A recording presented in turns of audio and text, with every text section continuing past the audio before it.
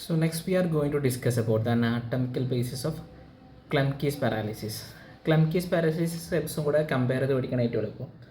എപ്സ് paralysis എന്ന് വെച്ച് കഴിഞ്ഞാൽ injury to the upper trunk of brachial plexus ആണെങ്കിൽ injury to the lower trunk of brachial plexus ആണ് Klumpke's paralysis. അപ്പോൾ mainly symptoms വരുന്നത് ഹാൻഡ് മസിൽസിൻ്റെ പാരാലിസിസ് ആണ് വരുന്നത്. ഇനി അവിടെ site of injury upper trunk ആണെങ്കിൽ ഇവിടെ ലോവർ ട്രങ്ക് ഓഫ് ബ്രാക്കിയൽ പ്ലെക്സസിലാണ് ഇഞ്ചുറി വരുന്നത്. അവിടെ നെർവ് റൂട്ട് C5-C6 ആണ്, അപ്പർ ട്രങ്കിൽ നെർവ് റൂട്ട്സ് ആണ് ഇൻവോൾവ് എങ്കിൽ ഇവിടെ ലോവർ ട്രങ്കിൻ്റെ CA-T1 ഫൈബേഴ്സ് ആണ് മെയിൻലി ഇൻവോൾവ് ആയിരിക്കുന്നത്.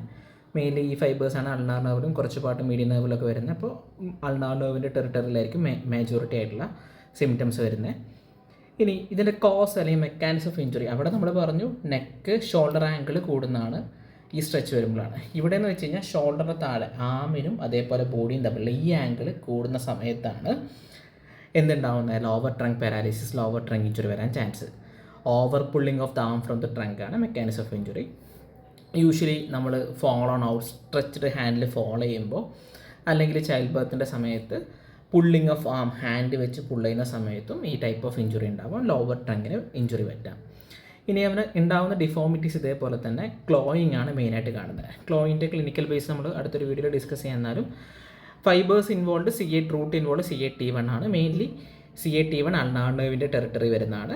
അൾനാർ നെർവിൻ്റെ ഡീപ് ബ്രാഞ്ച് വേണം കയ്യിൽ ഇൻട്രൻസിക് മസിൽസ് ആയ ലംബ്രിക്കൽസിന് ഇൻട്രോഷനൊക്കെ സപ്ലൈ ചെയ്യാം. നോർമൽ ആക്ഷൻ ഓഫ് ലംബ്രിക്കൽസ് ഇൻട്രോഷൻ ഇങ്ങനെ ഹാൻഡ് വയ്ക്കാൻ പറ്റും. ഇതിൻ്റെ റിവേഴ്സലാണ് ക്ലോയിങ്. ഇവിടെ unopposed action of flexors and extensors act ചെയ്യുന്നുണ്ട്. ക്ലോ ഹാൻഡ് എന്ന് വെച്ച് കഴിഞ്ഞാൽ അൾനാർ സൈഡിലാണ് മെയിൻലി ക്ലോ ഹാൻഡ് വരുന്നത്. CA-T1 മീഡിയൻ നെർവിൻ്റെ ടെറിട്ടറിയും കൂടി ഇൻവോൾവ് ആയിക്കഴിഞ്ഞാൽ കംപ്ലീറ്റ് ക്ലോ ഹാൻഡ് വരും.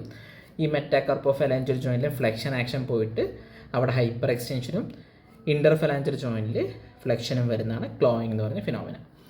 ഇതിന് പുറമെ അലോങ് ദ മീഡിയൽ ബോർഡർ ഓഫ് ഫോറാമിലും അതേപോലെ തന്നെ മീഡിയൽ 1.5 ഫിംഗേഴ്സിൻ്റെ അവിടെ സെൻസറി ഡെഫിസിറ്റ് കൂടെ ക്ലംപ്കീസ് പാരാലിസിൽ കാണാൻ പറ്റും.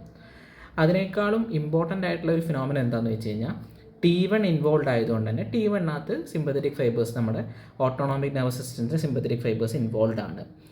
അങ്ങനെ ഇൻവോൾവ്മെൻറ്റ് വരുന്നതുകൊണ്ടുണ്ടാകുന്ന ഒരു സിൻഡ്രോമാണ് ഹോണർ സിൻഡ്രോം. മെയിൻലി ഫേസിലാണ് ഡെഫിസിറ്റെല്ലാം കാണുന്നത്.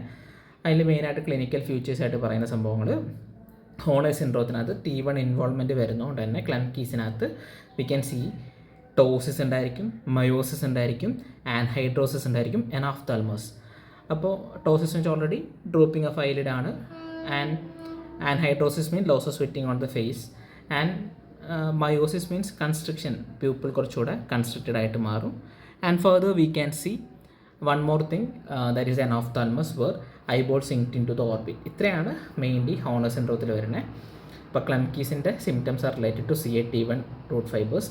ക്ലിനിക്കൽ സിംറ്റം ക്ലോയിങ് ആണ് mainly on the ulnar side. And further we can see sensory deficit on medial aspect, and associated with the autonomic nervous system there is a syndrome called Horner syndrome. ഇത്രയാണ് എഴുതി വയ്ക്കേണ്ടത്.